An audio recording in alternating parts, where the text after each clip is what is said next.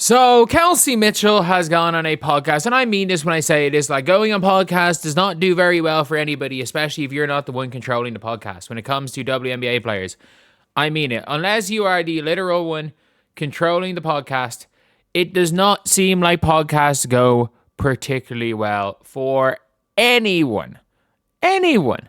So yeah, obviously, Kelsey Mitchell was talking quite a bit on this podcast, and this is something that she has said that has people in uproar because apparently this is a shot at Caitlin Clark, because apparently everything's a shot at Caitlin Clark. And that's the thing where I'm like, I've been sent this a couple of times being like, oh, get Kelsey away from Caitlin. I'm like, what are we doing? What are we actually doing? Let's take a listen. Trying to I don't know if you're trying to compete or I was trying to say I can't do too much of that because you lose sight of what's important.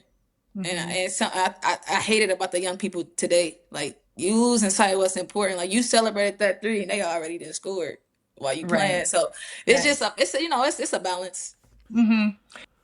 What? Like, what are we doing? If any of you guys have ever watched young kids play basketball, they will, it's one thing obviously when you're really young celebrating and stuff, but it's like, we all remember that clip. Do you remember the clip of like the team of like 9-year-olds that were there taunting their opponents and like dancing on them and everything and refusing to even get back and playing defense and all this stuff?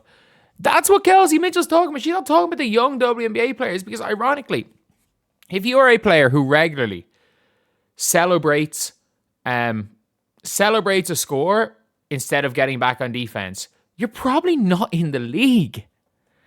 Like, realistically, there's like it is a problem with young players. If you've ever played with young players, or if you've ever coached young players, if you ever coach kids, like getting them, like, I don't understand it.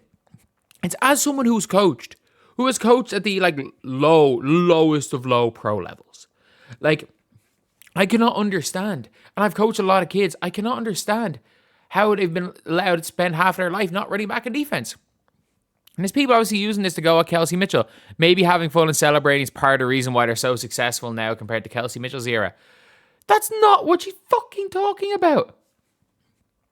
Let the young ones have fun. What? Like, people are genuinely, like, obviously this is just one version of the clip. I've been sent this a bunch of times.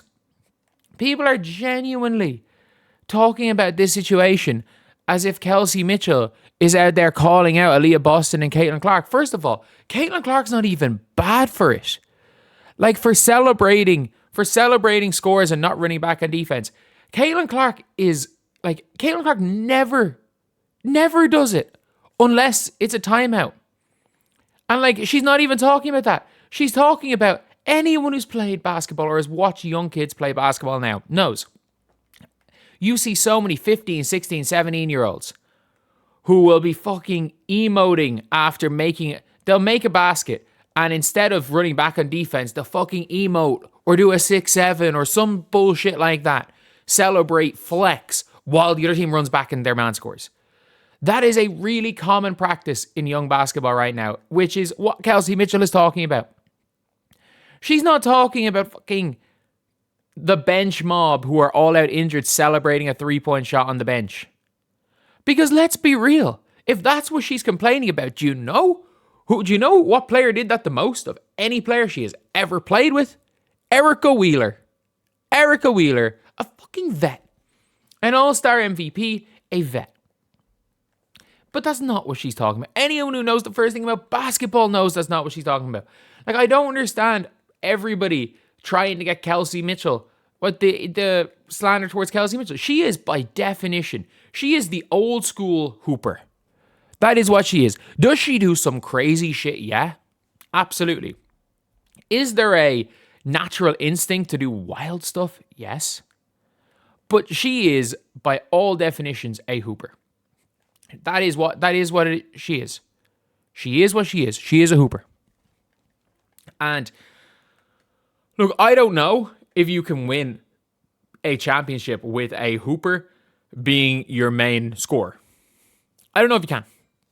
But Kelsey Mitchell, after what she did last year, deserves a chance. She deserves a chance. She deserves a chance to go out there with Caitlin Clark and with Aaliyah Boston and try to win a championship. There's no ifs, ands, or buts about it. Because if it doesn't work this year, okay, you core her and you trade her. If it doesn't work this year, it is what it is.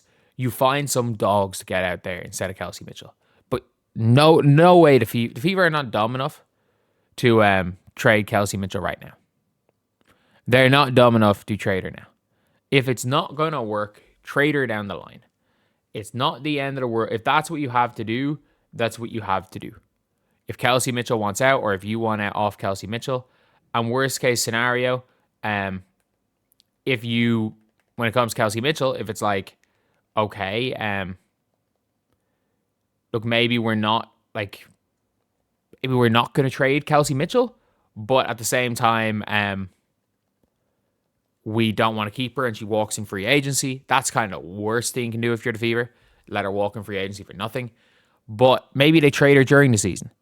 But at the end of the day, like, there is no scenario where the Indiana Fever's title hopes get worse by the subtraction, get worse by the keeping of Kelsey Mitchell.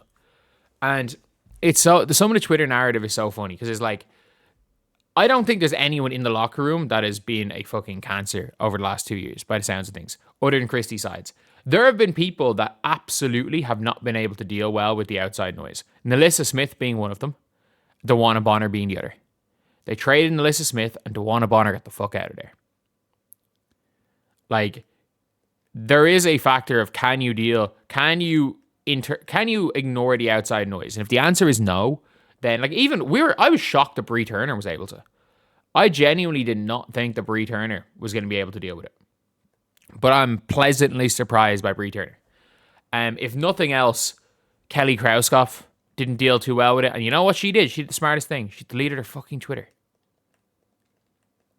She got so much abuse for the "we want the Fever to be like Apple" comment that she deleted her Twitter. Which is the easiest way to do it. That's what I would advise everyone, the players. If they need to have social media for whatever brand reasons, just delete the app on your phone. If you delete the app on your phone, you're not doom scrolling. It's a hell of a place to play. And it's one of these things where this is one of those reasons why the players shouldn't doom scroll. Because Kelsey Mitchell makes the most innocent comment ever. The most and by the way, as someone who's 30, who grew up in a different era of basketball right now, I get annoyed seeing the way kids act. Like, I coach a college team here. And seeing just having to coach effort, having to coach shit like that. And they're not running back in defense, celebrating shit like that. But it's like in practice, they'll do that. And I'm like, man, if we did, I was like, I can't punish all of you. I was like, if we even thought about doing that, I was like, that even 10 years ago, I'm like, we would have been killed. We wouldn't have played. If we were doing that shit, we'd all be sitting on the bench. But yeah, anyway, that's pretty much it. A very innocent comment from Kelsey Mitchell taken completely overboard by Twitter fans, which is, again, a reason why players absolutely should not have Twitter fingers. They should not have Twitter fingers. Trust me on that.